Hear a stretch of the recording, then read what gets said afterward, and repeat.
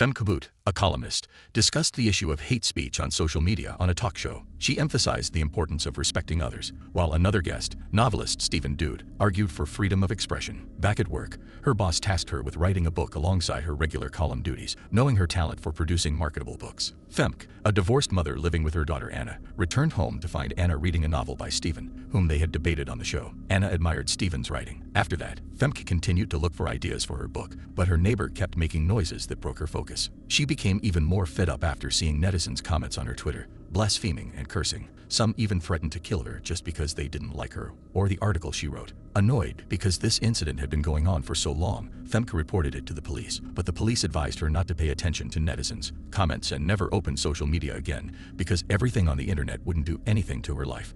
On the other hand, Anna, who was also talented in writing, was given an ultimatum by the principal in her school because she wrote an article in the school magazine, criticizing the principal with harsh words. But Anna argued back against the principal because, according to her, the writing she wrote was objective. In the end, Femke was prohibited from writing anything considered hateful. Later, while shopping with her daughter Anna, she checked Twitter and found more insults, including from her noisy neighbor Arjun Toll. When she returned home, she confronted Arjun, who had a negative Twitter feed. Frustrated after losing her bike, Femke destroyed Arjun's newly built fence. The next day, Arjun came over, unaware of Femke's actions, offering food cooked by his wife, which Femke suspiciously accepted, but ultimately threw away, fearing it might be poisoned. When Femke was going to write her book again, she once again got disturbed by Arjun, who was fixing his roof. At that moment, Femke checked Arjun's tweets until finally got enough of it, and driven by her madness, she pushed Arjun from the roof and killed him. Not only that, but his middle finger was also taken as a collection. Without her realizing it, she had turned into a psychopath due to pressure from her boss and the insults from netizens on her social media. But the incident somehow gave her the idea to write her book,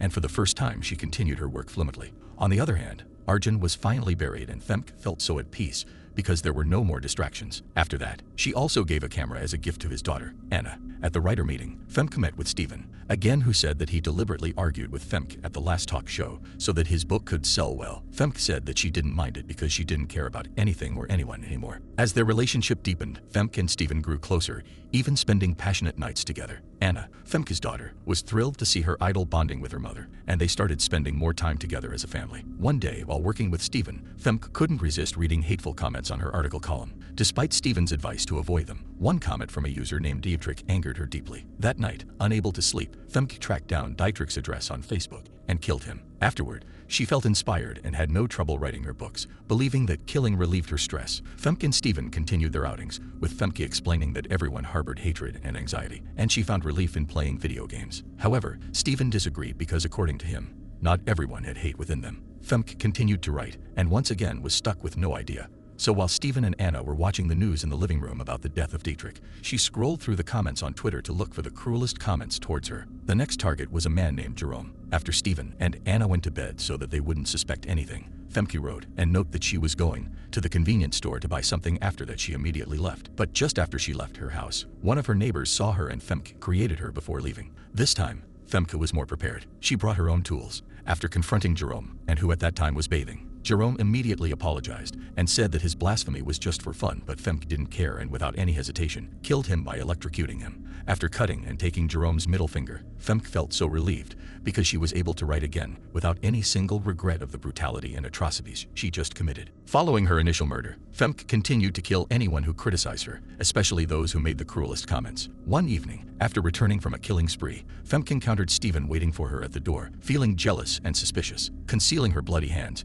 she lied that she had been out drinking at a coffee shop, which Stephen believed. The next morning at the office, Femke faced a new problem as her boss showed her emails from people expressing hatred toward her and threatening to boycott the publishing company's books until she was fired. Despite the absurd accusation that Femke was a pedophile due to her past relationship with a younger partner, her boss dismissed these emails as insignificant and decided to print them on the back cover of a magazine to increase the company's visibility. Upon returning home, Anna confided in Femke about her frustration with the principal's censorship of her works on freedom of speech, prompting Femke to take swift action. Femke came to her daughter's school and followed the principal, who was on his way home, but she forwarded her plan after seeing how that the principal's wholesomeness with his family, and most importantly, the principal never acted towards her. After Femke returned home, she was surprised when Anna told her that 2 policemen were coming there. one of whom was the policeman who she had met. Their arrival there was because of a telephone complaint from someone saying that Femke was holding a child hostage in her house. Femke Comedy explained that it was impossible for her to do that, and the complaint must have been from someone who hated her. That person must have exaggerated her previous tweets when she was still dating her junior back at school. Femke was sure that the person must be from a Twitter account called Boska about her who used a cartoon profile picture and always blasting her all the time. In fact,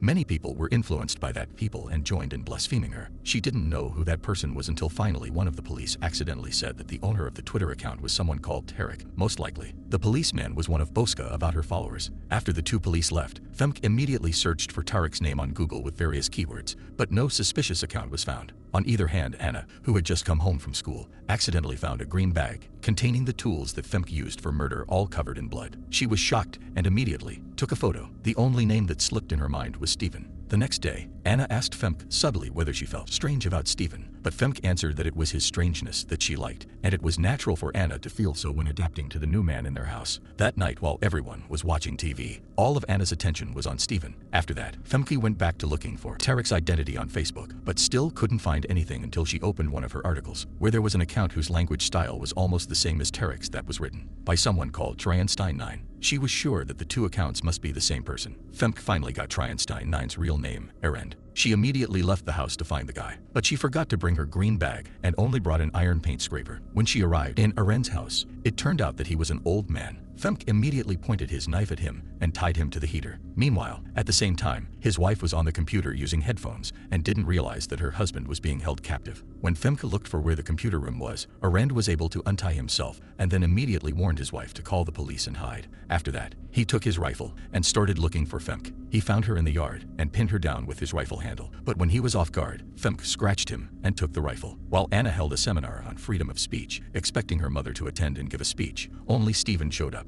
Disappointed, Anna decided to read a speech written by her mother on the same topic. Ironically, at that moment, Femke was consumed by hatred and hunting down someone named Ren, contradicting the speech she had written. When the police arrived, Femke fled the scene and later made excuses to Anna about not attending the seminar. Angry and hurt, Anna left without listening to Femke's explanation, seeking solace at her father's house. Despite Femke's attempts to apologize and invite Anna to her book launch the next day, Anna ignored her. Meanwhile, Femke learned from Stephen that her recent article received praise on Facebook, except for a few accounts that continued to insult her. Femke was very shocked when he saw that one of the accounts that was blaspheming him was Tarek Boss, which meant that the target of last night was not Tarek, and she finally knew the owner of Boskavotar's account. The next morning, Anna returned home. She wanted to forgive her mother and didn't want to miss her mother's book launch. But before going to the event, Femke, who already knew Tarek's address, immediately took a Ren shotgun and went there. At the same time, Anna met Stephen and took out all the tools she found while saying that she knew Stephen really was an angry serial killer who was currently wanted by the police.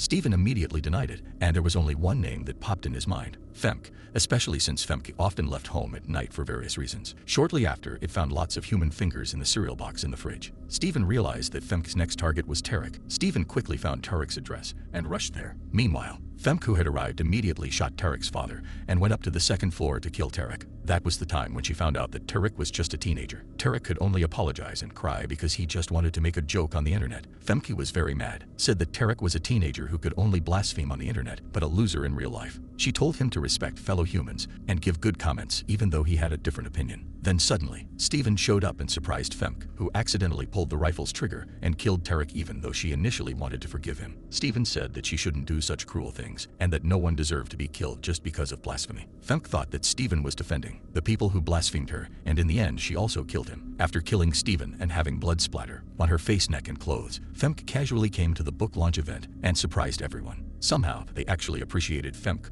who was considered to show artistic value and emotional expression according to her book, which had a mystery thriller theme, not realizing that the blood on her body was indeed human blood and Femke was a serial killer.